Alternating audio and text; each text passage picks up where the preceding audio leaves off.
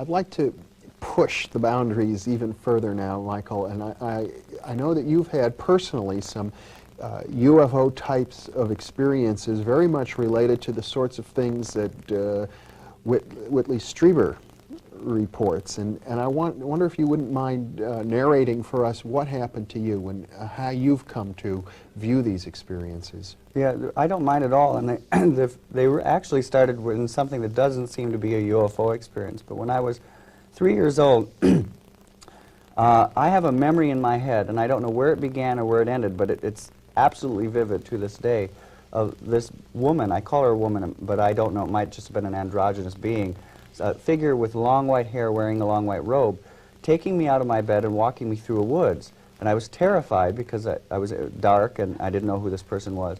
The only way that I could deal with it was to sort of tell myself this has got to be my mother, even though my mother, this did not fit the physical description of my mother. We got to the shore of a lake, and this entity that said to me, "Are you afraid, Michael?" And I said, "Yes, I'm very afraid." And it said, "Then hold your hand palm upward toward the moon." I did that, and it said, "Now close your hand," very slowly. And as I did that, I felt a softness in my hand, a palpable softness, like when you hold your hand outside a car window and feel the wind. But there was no wind blowing through my hand. And this being said, "Do you feel that?" And I said, "Yes." And she said, "Then," or it said, or he said, "Then I want you to remember, Michael, whatever happened in your life, don't ever be afraid, because for you the darkness is soft." And it was a very comforting message.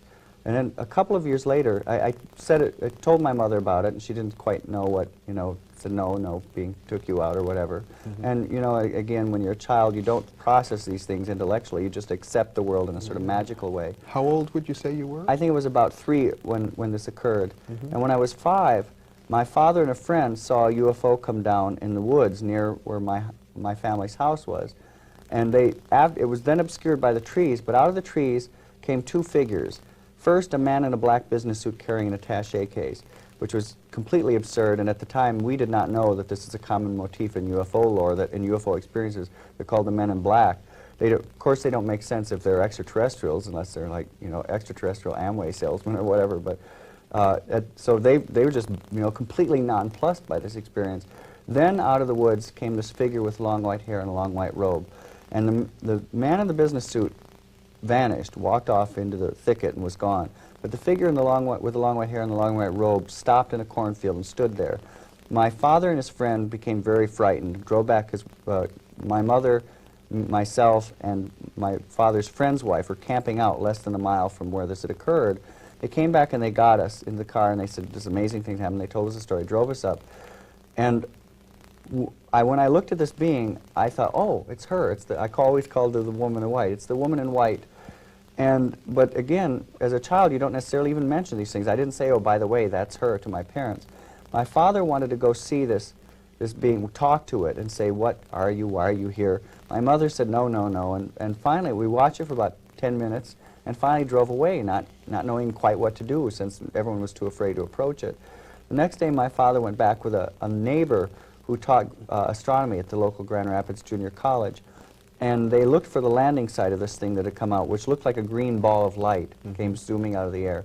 They couldn't find the landing site, but they did find the footprints of this being in this white robe, and they looked like little skis. They were pointed and very narrow, and they went back into the woods. They took photographs of the footprints with my father's hand next to him for size comparison.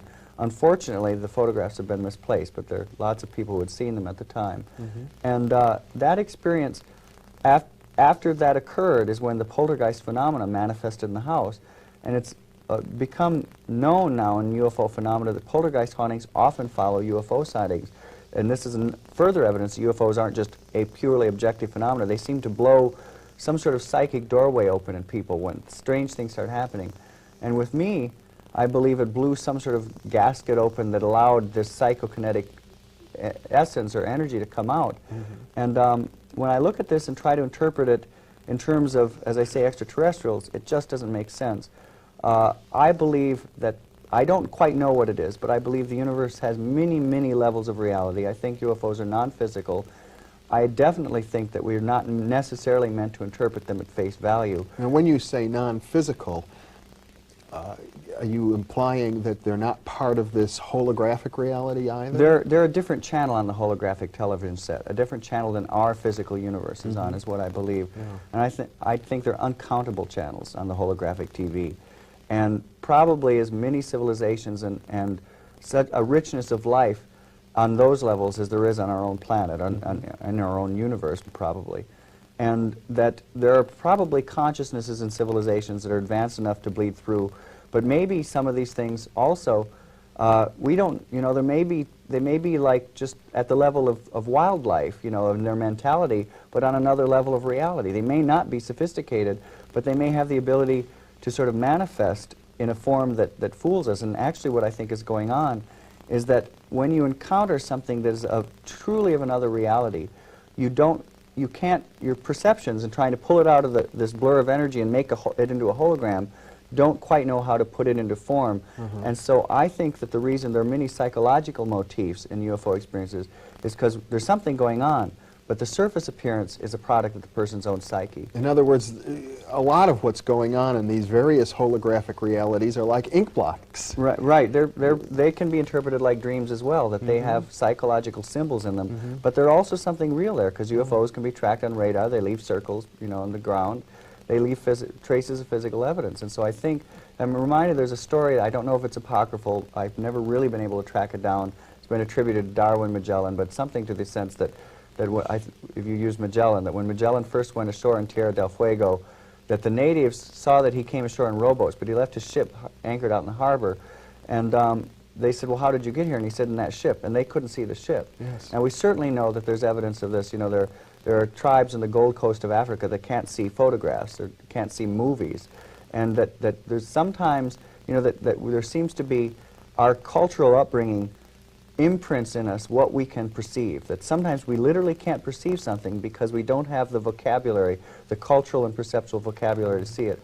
I think UFOs fall into that category in a very extreme way, that they are so alien to our ordinary perception that our brain really pulls deep psychological baggage out of our psyches to hammer them into some form.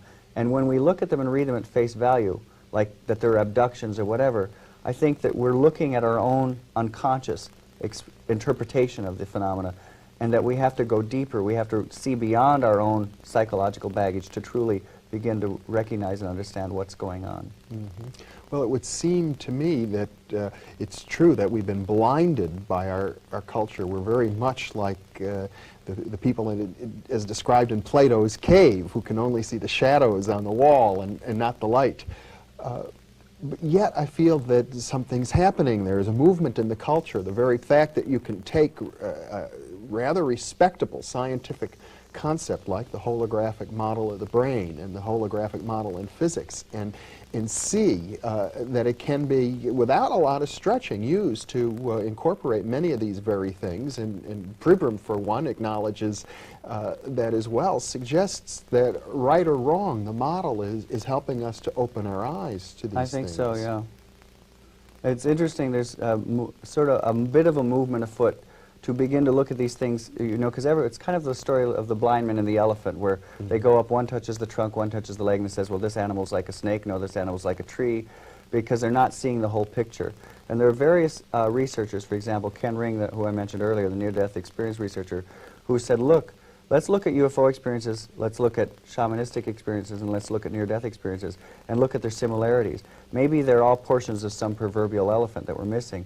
And I think he's right. I think that they're all experiences with the other channels on the holographic TV set, and when we interpret them at face value, they're extraterrestrials come here to abduct us and perform genetic research or whatever, we're being like the blind man and the elephant. Yeah. And we've got to look at the larger picture. Yeah.